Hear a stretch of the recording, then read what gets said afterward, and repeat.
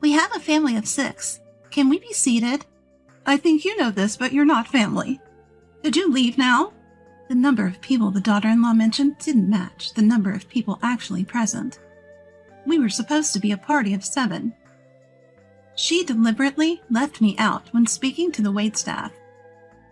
The waitstaff looked confused after hearing her words. Even I didn't know what to do. Amid the awkward tension, my daughter-in-law's mom urged me to leave, saying I wasn't family. I had no choice but to leave. Why did this happen when all I wanted was to get along as a family? What on earth did I do? What did I do to deserve this? I didn't know what had upset them, but it seemed someone couldn't tolerate their behavior. My name is Emily, a 60-year-old housewife. I lived with my husband. Our son Liam got married, and we were looking forward to a peaceful retirement. Liam's wife, Grace, is a difficult person. She even refused to let us see our grandchild when they had one.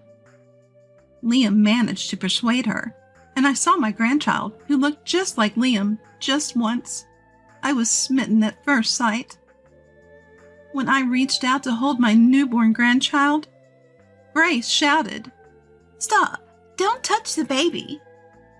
She snatched the baby away from me. Liam tried to reason with her, but she insisted, "You don't understand how scared I am of your mother." She never apologized. From that point, my relationship with Grace worsened, and Liam stopped coming home as much. It was sad not to see Liam and my grandchild, but I didn't want to risk another big fight. So I didn't push them and hoped to see them someday. Then one day, Liam invited us to dinner. Apparently, Harper knew someone who owned an expensive restaurant, and they thought it would be nice to bring the family. "Don't worry about us. Grace will feel uncomfortable if I'm there." "Don't say that. We rarely get to go to an expensive restaurant. Let us spoil you this time." I was concerned about Grace, but Liam insisted it was a good opportunity to strengthen our relationship, so I agreed. I had no idea this dinner would change my relationship with Grace so much. Days later, on the day Liam had set, we arrived early at the restaurant. Time passed, but Liam and his family didn't show up. We thought they might be late because of the grandchild, so we waited patiently. I talked about this with my husband as I waited for them to arrive. But even after 1 hour, then 2, there was no sign of them. I sent multiple messages to Liam's phone, but got no reply. After waiting for about 4 hours, we decided it was time to leave and sent Liam one last message. Late that night, Liam finally called. "Sorry, Mom. My phone was in for repairs." As soon as I answered the phone, Liam apologizes in a flustered tone. Still, not showing up at the agreed place is strange, no matter how you look at it. I tell Liam about what happened today and decide to ask for details. Then Liam tilts his head, saying, "Huh? The date for the dinner changed, actually." "What do you mean?" According to Liam, the dinner date had to be changed due to various scheduling conflicts. Grace was in charge of the arrangements and was supposed to inform each household once the new date was set. And just this morning, as if planned, Grace spilled a drink on Liam's phone. The phone wouldn't even turn on, so he had to rush to a smartphone repair shop. He just got it back. During that time, Liam couldn't check his phone, so he had no way of knowing about my multiple messages. "It's totally our fault. I'm really sorry." Liam apologizes repeatedly on the other end of the phone, but it's not Liam's fault. The one to blame is Grace, who didn't correct the wrong date. "Don't apologize. It's not your fault." Upon hearing my words, Liam apologizes again and tells me the newly arranged date. "You don't have to come if you're upset. I'll talk to my wife." "Thank you. I'll go since it's a special occasion." When I say that, Liam lets out a sigh of relief. I suspected today's events were orchestrated by Grace. She intentionally left the wrong date and broke Liam's phone to inconvenience us. I've been concerned about Grace's behavior for a while now, but this is crossing a line. I felt that something had to be done. But things moved faster than I thought. A few days later, on the newly arranged date, I wait in front of the agreed restaurant. Liam's family and Grace's parents arrive. "Ah, Miss Emily, it's been a while. How have you been?" Grace's mom, Harper, greets me. "I'm fine, thank you. How about you?" "We're doing great. My daughters often bring the grandchildren to visit," she says, boasting. Truth be told, I've never liked Harper. Ever since the meeting of both families before Liam's marriage, Harper has been hostile and aggressive towards me. She makes snide comments about her daughter cooking dinner or going on a trip soon. Words that can only be taken as insults from someone like me, who is disliked by Grace and rarely sees her. I suspect that Grace and Harper are collaborating to make me feel down. So I was prepared for something unpleasant to happen at today's dinner. "By the way, Miss Emily, do you know where we're going today?" "Yes, we're going to that expensive restaurant, right?" "Oh, you know. Interesting." As she says this, Harper looks me up and down. "Wondering if something was off," she says. "I apologize. You just don't look dressed for such a high-end place." And laughs. I thought I had prepared well for today. I even made sure to dress appropriately. So Harper's comment about my outfit was hard to swallow. I thought something understated would be best for a classy restaurant. I say this with a wry smile, and Harper nods. "I suppose," before walking over to talk to Grace. The atmosphere between us is already icy before we even enter the restaurant. Feeling uneasy, I decide to go in when Liam calls me over. As we enter, the waitstaff greets us. "Welcome." Grace steps forward and tells the waitstaff about the reservation, who then asks, "How many in your party?" We're a family of 6. Could you please show us to our table?" I find this puzzling and look around. My husband, Liam, Grace, our grandchild, Grace's parents, and me.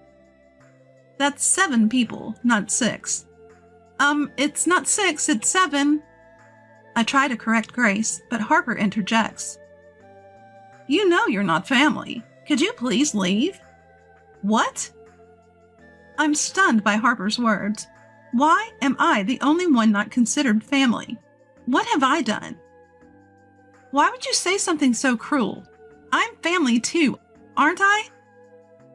Can you stop it, mother-in-law?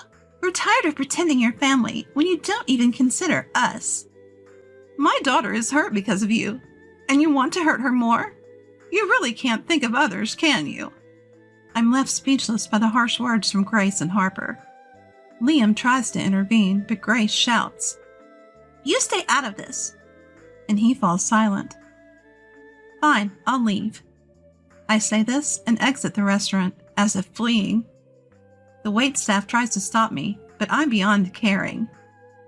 Why am I the only one being treated this way? Why am I the only one being targeted? What have I done?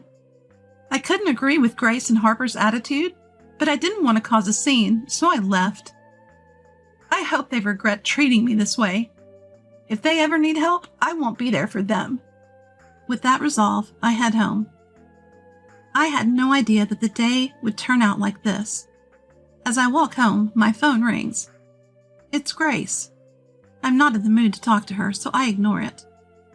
Then my message notifications start pinging loudly.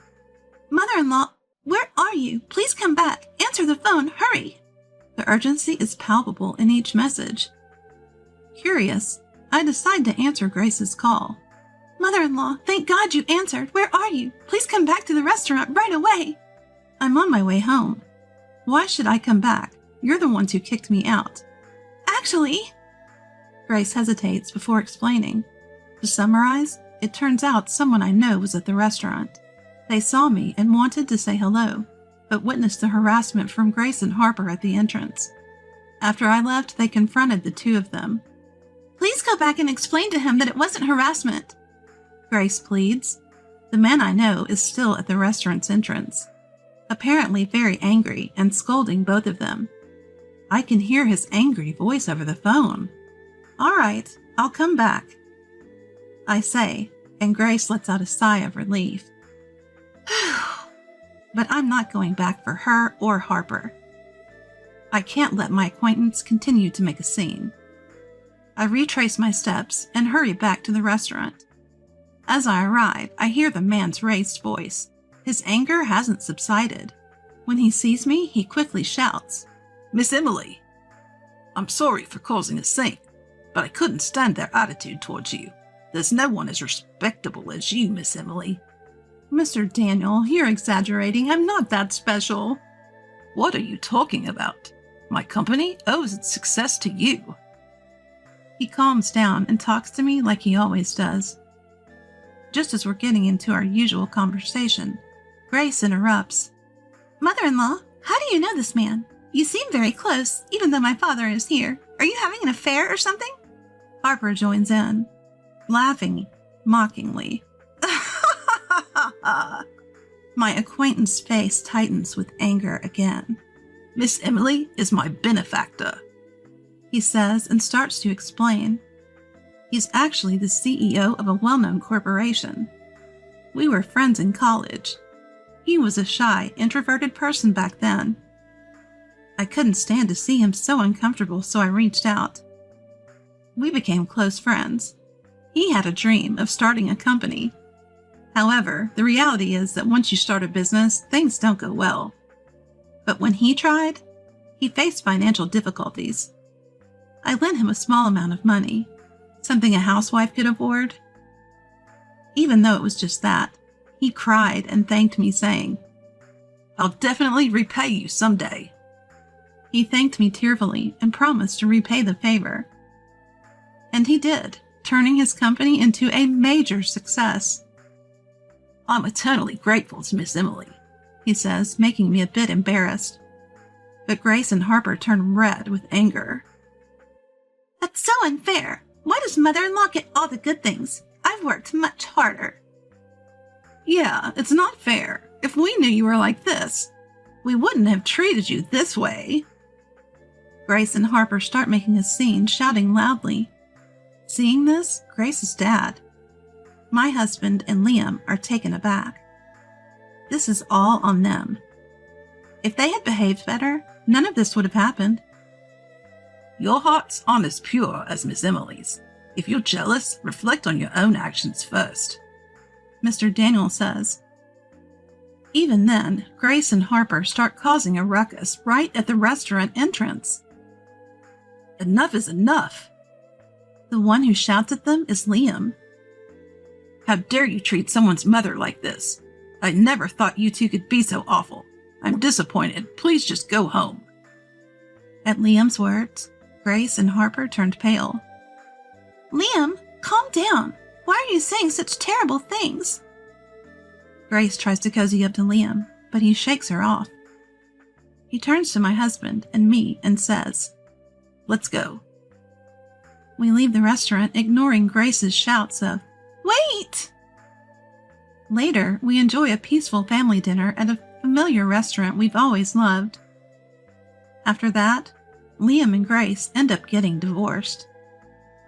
I heard that Liam had been having doubts about Grace and Harper's attitudes for a while, their cold behavior towards me, but he was afraid it might be a misunderstanding and kept watching. That incident made him decide to divorce. Since Grace had always been passive about parenting, Liam got custody. I also heard that Harper was asked for a divorce after that day. Grace was kicked out of the house, and now they're living in a small apartment, struggling to make ends meet. Apparently, Harper had to go to work day and night to pay compensation for the divorce case, and despite her age, she was living a very difficult life. On the other hand, Grace seems to have gone crazy after that incident and is just having fun, not thinking about Harper's hardships. Their lives falling apart seems inevitable. As for me, life has been peaceful since then. Raising a grandchild alone is tough for Liam, So they moved in with us, and we help take care of our adorable grandchild. I want to live happily ever after with my cute grandchild, Liam, and my husband.